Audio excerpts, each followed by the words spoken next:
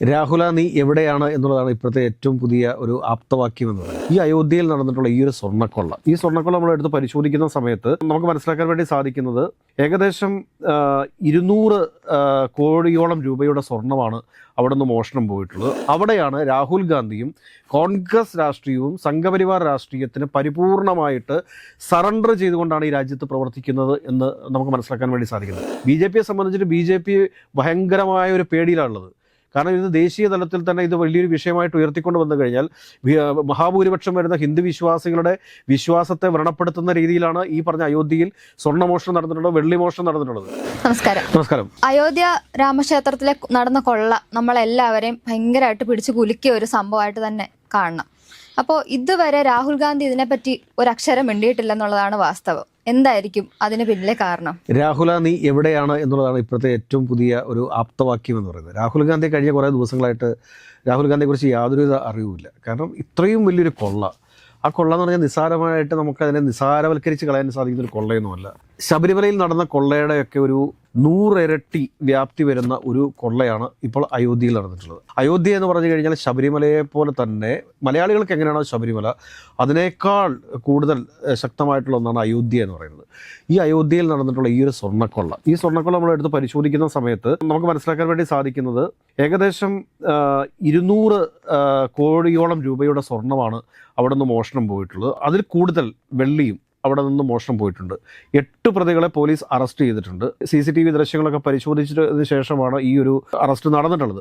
ഇതിനൊക്കെ നമുക്ക് അംഗീകരിക്കാം. പക്ഷെ നമ്മുടെ ഒരു ചോദ്യം ഇതാണ്, ശബരിമലയേക്കാൾ വലിയൊരു കൊള്ള ഈ രാജ്യത്ത് നടന്നിട്ട്, അയോധ്യയിൽ നടന്നിട്ട്, ഇപ്പോൾ ഇവിടെ കേരളത്തിൽ വന്നിട്ടൊക്കെ രാഹുൽ ഗാന്ധി പാടിയ പാട്ട് എന്താണ്? സ്വർണ്ണം കെട്ടവൻ ആരപ്പ സഖാക്കളാണ് അയ്യപ്പ എന്ന് പാടിയില്ലേ? എന്തുകൊണ്ടാണ് സ്വർണ്ണം കെട്ടവൻ ആരപ്പ അത് സംഘികളാണ് ശ്രീരാമ എന്ന് പാടാനുള്ള ഒരു ധൈര്യം എന്താണ് രാഹുൽ ഗാന്ധിക്ക് ഇല്ലാത്തതെന്നാണ് പ്രധാനപ്പെട്ട ചോദ്യം.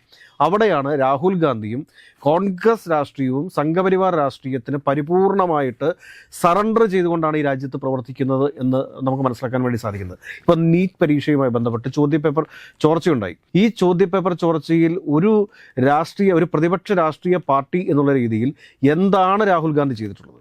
അദ്ദേഹം ഈ രാജ്യത്തെ ഓപ്പോസിഷൻ ലീഡറാണ്. ഒരു ഓപ്പോസിഷൻ ലീഡർ എന്നുള്ള പദവിയിൽ ഇരുന്നു കൊണ്ട് അദ്ദേഹം എന്താണ് ചെയ്തത് എന്ന് അറിയാനായിട്ട് കേരളത്തിന് താല്പര്യമുണ്ടെന്നേ. രാഹുൽ ഗാന്ധിയെക്കുറിച്ച് കഴിഞ്ഞ കുറേ ദിവസമായിട്ട് അദ്ദേഹം എവിടെയാണ്, എന്ത് ചെയ്യുന്നു എന്നുള്ളതിനെക്കുറിച്ച് വിശദീകരിക്കാനായിട്ട് കോൺഗ്രസ് നേതൃത്വത്തിനോ അല്ലെങ്കിൽ ഈ പറഞ്ഞ UPAക്കോ ഒന്നും സാധിക്കുന്നില്ല. അദ്ദേഹം വീണ്ടും ഇവിടുന്ന് അബ്സ്കൗണ്ടിങ് അയക്കുകയാണ്, അല്ലെങ്കിൽ എസ്കേപ്പ് അയക്കുകയാണ്. അദ്ദേഹം എവിടെയാണെന്ന് അറിയില്ല. അദ്ദേഹം വർഷത്തിലൊരു 2 മാസക്കാലത്തോളം ഇങ്ങനെ എവിടെയാണ്, എങ്ങനെയാണ് എന്നും അറിയാൻ പാടില്ലാണ്ട് തപസിരിക്കാൻ വേണ്ടി പോകുന്നു. ഹിമാലയൻ സാനുക്കളിൽ തപസിരിക്കാൻ പോകുന്നതാണോ നമുക്ക് അറിഞ്ഞൂടാ, അത് പട്ടയയിൽ പോയിരിക്കുന്നതാണോ നമുക്ക് അറിഞ്ഞൂടാ. പക്ഷേ ഏതൊക്കെയാലും രാഹുൽ ഗാന്ധി ഇന്ത്യയിലില്ല. രാഹുൽ ഗാന്ധി 2029 നടക്കാൻ പോകുന്ന ലോക്സഭാ തെരഞ്ഞെടുപ്പിൽ ഇന്ത്യയുടെ പ്രധാനമന്ത്രിയായിട്ട് വരുമെന്നാണ് KC വേണുഗോപാലിനെ പോലെയൊക്കെയുള്ള കോൺഗ്രസ് നേതാക്കന്മാർ പറഞ്ഞുകൊണ്ടിരിക്കുന്നത്. പക്ഷേ എങ്ങനെ വരും? വിഷയങ്ങളിൽ നിന്ന് ഒളിച്ചോടുന്ന ഒരു വ്യക്തി എങ്ങനെ ഇന്ത്യയുടെ പ്രധാനമന്ത്രിയായിട്ട് വരും?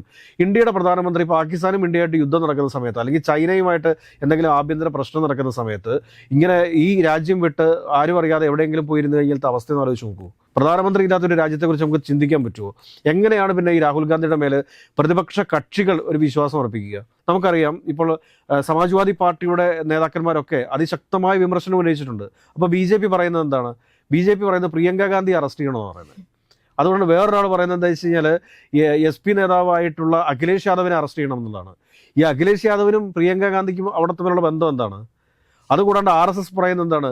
ഹിന്ദു വിശ്വാസികളെ നിങ്ങളെ ശാന്തരാകുവിനെന്നാണ് പറയുന്നത്. എന്താണ് കേരളത്തിൽ ശബരിമലയിലെ സ്വർണ്ണമോഷണവുമായി ബന്ധപ്പെട്ടിട്ട് എന്തുകൊണ്ടാണ് RSS വിശ്വാസികളെ നിങ്ങളെ ശാന്തരായിരിക്കൂ, ഇപ്പോൾ ഹൈക്കോടതിയുടെ നിയന്ത്രണത്തിൽ സ്പെഷ്യൽ ഇൻവെസ്റ്റിഗേഷൻ ടീമിൻ്റെ അന്വേഷണം നടക്കുകയാണല്ലോ, അപ്പോൾ അന്വേഷണം കഴിഞ്ഞതിന് ശേഷം നമുക്ക് പ്രശ്നമുണ്ടാക്കാമെന്ന് പറഞ്ഞില്ല, എല്ലാവരും തെരുവിലിറങ്ങിയല്ലോ. അപ്പോൾ ഇവിടെ 2 നിലപാടുകളാണ് BJPക്കുള്ളത്. BJPയെ സംബന്ധിച്ചിട്ട് BJP ഭയങ്കരമായ ഒരു പേടിയിലാണുള്ളത്.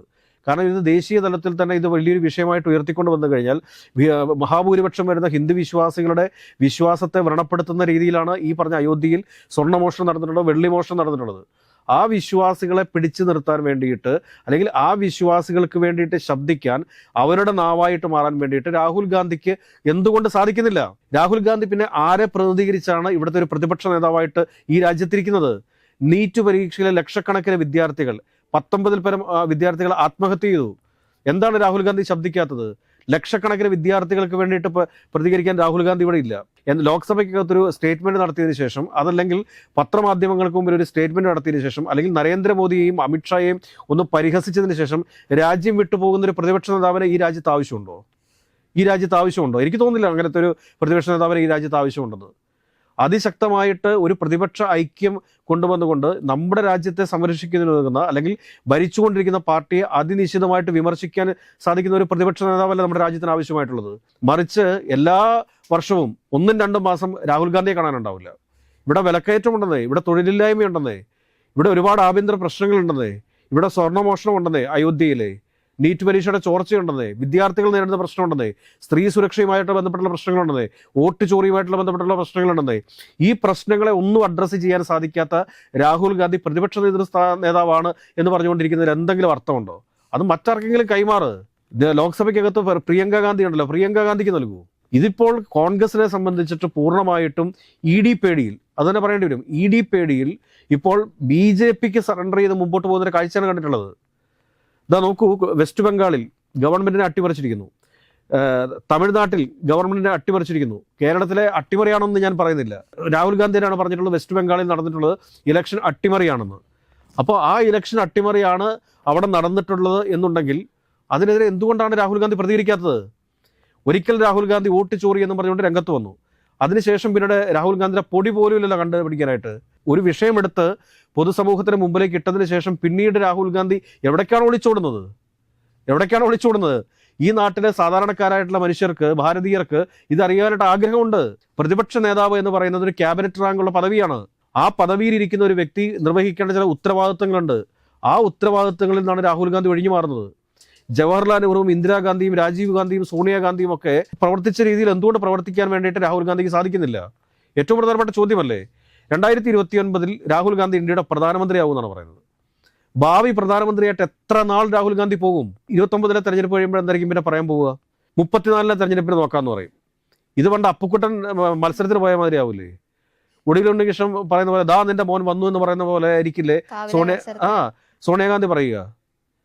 കാരണം 2029 തെരഞ്ഞെടുപ്പിന് ഇപ്പോൾ തന്നെ ഒരുങ്ങേണ്ട സമയമല്ലേ ഇത്.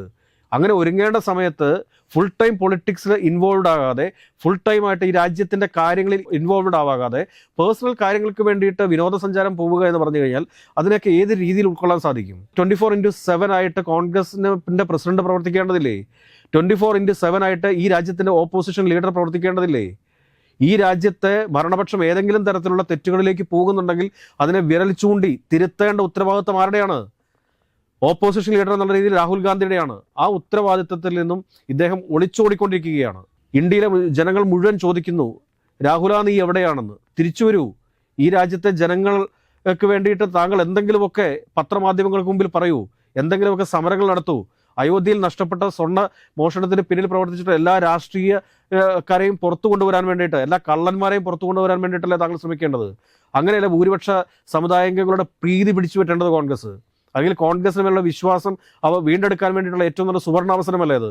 ആ അവസരം എന്തുകൊണ്ടാണ് രാഹുൽ ഗാന്ധി നഷ്ടപ്പെടുത്തുന്നത് എന്നുള്ള കാര്യം രാഹുൽ ഗാന്ധി തന്നെ ഈ ഇന്ത്യൻ നാഷണൽ കോൺഗ്രസിനോടും ഈ രാജ്യത്തോടും വ്യക്തമാക്കണമെന്ന് മാത്രമാണ് ഈ അവസരത്തിൽ ഓർമ്മപ്പെടുത്താനുള്ളത്.